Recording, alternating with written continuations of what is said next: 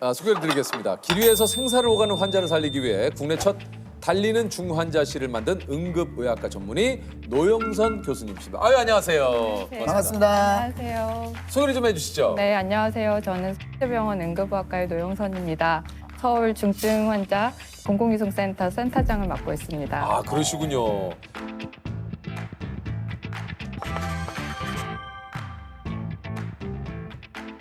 아니 응급의학과 교수님이신데 주로 응급실이 아닌 다른 곳에서 근무를 하신다고 그래요? 네, 저 병원에서 근무를 안 하면 대체 어디에서 무슨 그러니까요. 일을 하냐고 많이들 네. 물어보시는데요. 저는 응급실에서 환자를 직접 진료하는 응급학과 전문의가 아니고 달리는 중환자실이라고 불리는 특수구급차 안에서 중환자를 이송하면서 병원이 아닌 도로에서 환자를 진료하는 일을 하고 있습니다. 아니 이게 뉴스에서 좀 본 것 같은데 달리는 중환자실에 대해서 좀 자세히 좀 설명을 좀 해주시죠. 심정지나 중증 외상 같은 이제 중증 환자들이 치료를 위해서 한 병원에서 다른 병원으로 전원을 해야 할 때 저희 달리는 중환자실을 보통 이용하게 됩니다. 이제 이런 환자들은 사실 병원을 나가게 되면 굉장히 위험하게 되는데 이제 응급학과 전문이랑 응급구조사, 간호사가 한 팀이 되어서 이제 환자의 상태를 모니터링하면서 필요한 처치를 하고 치료를 하면서 병원과 병원 사이에 공백을 메꿔주는, 공백을 책임지는 응급의료 서비스입니다. 구급차를 근데 처음 생각해낸 게 교수님이라고 그래요. 네. 사실 이제 제가 전공이랑 전임이 하는 이 동안에 해외에 나가서 응급의료 체계에 대해서 공부할 기회가 많았었는데 이제 프랑스나 독일 같은 경우에는 119에 환자가 신고를 하면 중증 환자라고 판단이 되는 경우에는 의사가 직접 환자 곁으로 가서 진료를 하는 서비스를 제공을 하고 있습니다. 그런 것들을 공부하면서 우리나라에서도 이런 병원 밖에서도 환자들이 안전할 수 있는 시스템을 만들면 참 좋겠다고 생각을 해서 이런 서비스를 기획하게 되었습니다.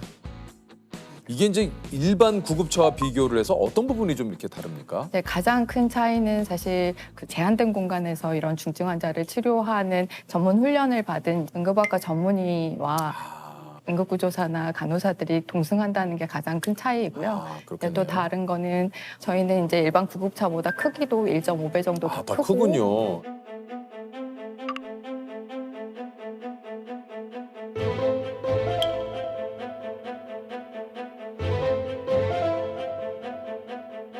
그다음에 중환자 치료 장비를 다 실어야 되기 때문에 그런 장비를 최대한 효율적으로 많이 실을 수 있게 저희가 특장을 디자인하는 과정부터 저희 의료진들이 직접 참여해서 제작을 하고 있습니다. 흉부압박을 해야 될 수 있기 때문에 흉부압박기 혈액 주입기고요. 수액이나 약물을 굉장히 정확하게 주입할 수 있도록 하는 인퓨전 펌프라고 하는 장비, 성인 환자를 모니터링할 수 있는 모니터링 장비, 제세동기가 같이 있습니다.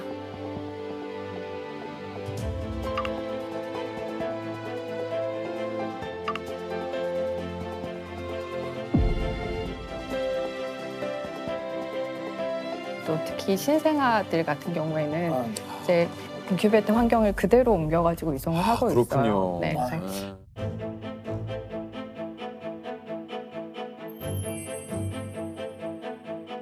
아이들이 너무 작으면 사실 이제 굉장히 작은 변화에도 민감하게 그렇죠. 반응을 하기 네네. 때문에 저희가 굉장히 섬세하게 신경을 써서 이송을 하고 있습니다. 진짜.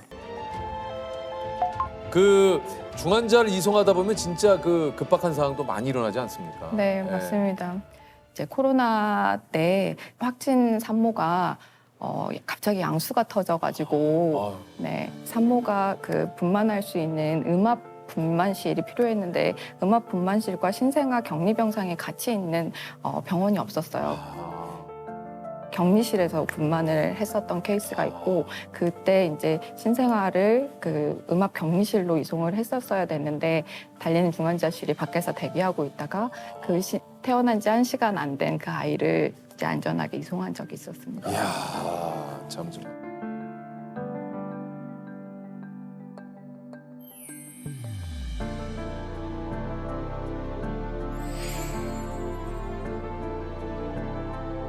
중증 외상 환자들 같은 경우는 피가 나고 있기 때문에 시간 안에 이 환자들에게 혈관 조영술이나 다른 시술을 통해서 그 피 나는 걸 멈추지 않으면 환자는 죽어요. 1분 1초도 허투루 쓰지 않고 도로에서도 정말 사투를 하거든요. 운전하는 사람도 조금 더 빨리 가기 위해서 긴장해서 운전을 하고.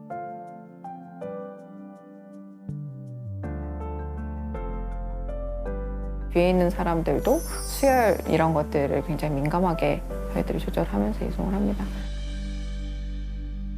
환자 상태가 갑자기 안 좋아지면 이게 뭐 때문에 안 좋아지는 원인을 파악을 해야 되고 그 원인 분석해서 바로 처치를 시행해야 되니까 이 모든 과정이 힘들긴 한데 내가 이 한 건 마치고 옴으로써 우리로 인해서 이 환자가 큰 병원에서 어쨌든 살 수 있다는 그 사명감이 제일 큰 것 같긴 해요. 야, 이것도 약간 살짝 소름 돋았네. 뒷자리 안전벨트 착용 의무화를 만드는 데 결정적인 역할을 하셨어요? 정말요? 앞으로 고속도로는 물론이고 일반 도로에서도 차량 뒷좌석에서 안전띠를 매지 않으면 과태료가 부과됩니다. 제가 이제 응급실에서 전공의할 때 교통사고로 응급실에 오는 사람들에게 그 안전벨트를 맸냐고 물어보면 안전벨트를 안 맨 환자들이 너무 많은 거예요. 그래서 이제 질병청 자료 24,000건으로 분석을 해봤더니 안전벨트를 안 매면 안전벨트 맨 사람보다 사망률이 훨씬 더 높은데 그게 운전자들은 12배 정도 사망률이 증가하고 동승자는 5.5배 정도 사망률이 증가해요. 그래서 그 결과를 레포트했었고 2018년에 전자석 안전벨트화를 하는데 제 논문이 중요한 근거로 쓰였다고 나중에 들었습니다.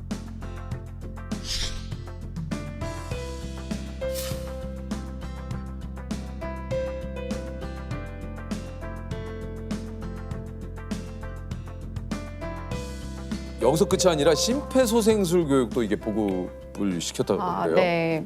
원래 박사 논문 주제이기도 했고 급성 심장 정지가 제 이제 관심 질환 중에 하나인데 이제 질병청 자료를 분석을 해봤더니 그 지역 사회의 주민들이 심폐소생술 교육을 10% 더 받으면 그 동네에서 발생한 심정지 환자가 1.4배 더 사는 거예요.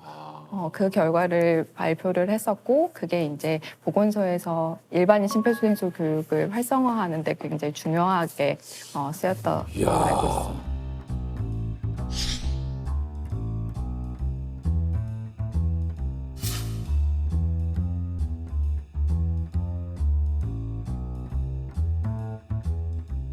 교수님이 쓰신 논문을 통해서 이런 것들이 자꾸 이렇게 세상이 좀 변하잖아요, 사회가. 이거 좀 기분이 어떠십니까? 네, 밥값했다고 생각합니다. 네, 저는 이제 저라는 사람을 키우기 위해서 이렇게 들였던 수많은 그 사회적인 노력과 그 투자들에 대해서 다시 사회에 환원할 수 있으면 참 좋겠다 이런 생각을 하고 있는데 네, 연구가 제가 할 수 있는 일 중에 하나라고 생각합니다.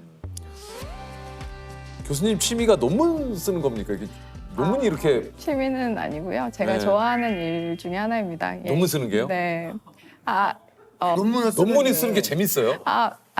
네, 재밌습니다. 제가 이제 자료를 분석하는 것도 좋아하고, 네. 그다음에 이제 이런 그러니까 연구 같은 것들이 의료 시스템을 바꾸는 데에 근거로 사용하는 걸 보면 굉장히 뿌듯해서 엄청 예. 재미없는 인간으로 나오는 거 아니에요? 아니요. 재미없는 인간으로 나오진 않습니다. 네. 논문 쓰는 사람으로. 논문 쓰는 사람도 나오네. 네, 그건 괜찮죠? 네, 논문 쓰는 사람. 감사합니다. 아니 이게 이제 그 교수님 별명이 스리생의 전미도 씨. 느낌 있으시네. 약간 또 그 느낌을 좀 내고 오신 거 아니에요? 있으시네. 전혀 아닙니다. 교수님 네. 있어요. 누구를 닮았네? 전미도 씨하고 지금. 있으시네. 자료조사 다 했으면 그걸로 결과를 도출해야지. 통계를 돌려서 먼저 논문용 테이블과 피규어를 만들어야 돼. 시간 속에 희미해지는 사랑에 그대가 흔들린데도 아니 실제로 좀 비슷한 게 좀 많이 있으신 것 같아요? 네, 그 스르생에 나오는 의사분들이 서울대학교 의학과 9학번으로 나오는 네. 설정이잖아요. 제가 이제 의학과 9학번이기도 하고. 실제로 네. 9학번이시고. 저희 그 모임처럼 저도 잡다구리라는 저희 모임이 있고 그 안에 이제 제가 여자 혼자라서 아마 비슷한 게 좀 많다고. 그러시구나. 근데 그 잡다구리는 뭐 하는 곳이에요? 뭐 하는 곳은 아니고 저희 친구들끼리 모임인데 애과 1학년 때부터 굉장히 친하게 지냈던 10명의 친구들끼리 이제 모임으로 만들어서 이름을 잡다구리라고 지은 거고요. 지난 날 아무 계획도 없이 여기서 뭐 이런 뭐 저는 이제 뭐 알려진 대로 이제 조동아리라는 그렇죠, 또 예, 언니 좀 수다로 시간 뽀개는 예, 그런 사조직들이 좀 있습니다만 또 모임이 하나 이제 우리 조셉하고 남창희 씨하고 꾸중스라고 있거든요. 네, 이제 예. 만나면은 이제 밀린 꾸중을 듣는 날이죠. 네, 재석이 형과 네, 재석이 있어요. 형이 예. 저희를 불러서 제가 밥값하고 다 내고 밥값하고 다 내고. 저는 꾸중을 조금 주죠. 네네. 예. 어디로 넘어가는지도 모르겠어요. 혹시. 어디로. 그래서 형이 또 선물도 하나씩. 일을 하면서 포기한 게 있다면 좀 뭐가 있을까요? 공부를 이제 재밌기도 하고 열심히 해야 되기도 해서 열심히 했었는데 지나고 보니까 훌쩍 나이가 들었더라고요. 그래서 이제 결혼을 못한 게 못했던 것 중에 하나입니다. 근데 교수님도 결혼할 생각이 있으세요? 네, 늘 있었습니다. 그러시군요. 그러면 그걸 한번 여쭤봐야겠다. 그러면 뭐 혹시 나의 좀 평소에 좀 이상형이라고 할까요? 네. 이런 분이었으면 뭐 저는 딱 하나인데 키 크고 잘생기신 분? 딱 하나. 근데 명확해서 좋네요. 명확해서 좋아요. 약간 마지막으로 또 혹시 앞으로 이런 게 좀 더 나아졌으면 좋겠다 혹시 하시는 거 있습니까? 네. 저는 이제 환자를 살리는 길이 한 가지 방법만 있다고 생각하지는 않습니다. 병원이 아닌 곳에서나 혹은 연구를 통해서 사람들을 건강하게 만드는 것도 굉장히 중요한 일이라고 생각을 합니다. 그래서 저와 같은 길을 가려는 후배들이 병원에서 환자를 직접 진료하지 않는 게 의사인가? 라는 질문이 들지 않도록 제가 더 열심히 노력해야겠다고 생각합니다. 누구에게나 보편적으로 이거는 잘 사는 사람이나 못 사는 사람이나 혹은 사회적인 지위와 상관없이 같은 서비스를 받아요. 저는 그게 가장 명확한 게 응급의료라고 생각해요. 그런 면에서 저는 응급의학이 좋았고 지불할 능력이 있거나 없거나 같은 서비스를 받을 수 있어야 된다고 생각을 해요. 그래서 공공의 영역에서 그런 부분까지 저희들이 다 커버를 할 수 있으면 좋겠다 이런 생각을 하고 있습니다. 모든 국민이 언제 어디서나 건강하고 안전하게 응급의료 서비스를 이용할 수 있는 환경을 만드는 게 제가 할 수 있는 가장 중요한 일이라고 해야 하는 가장 중요한 일이라고 생각합니다.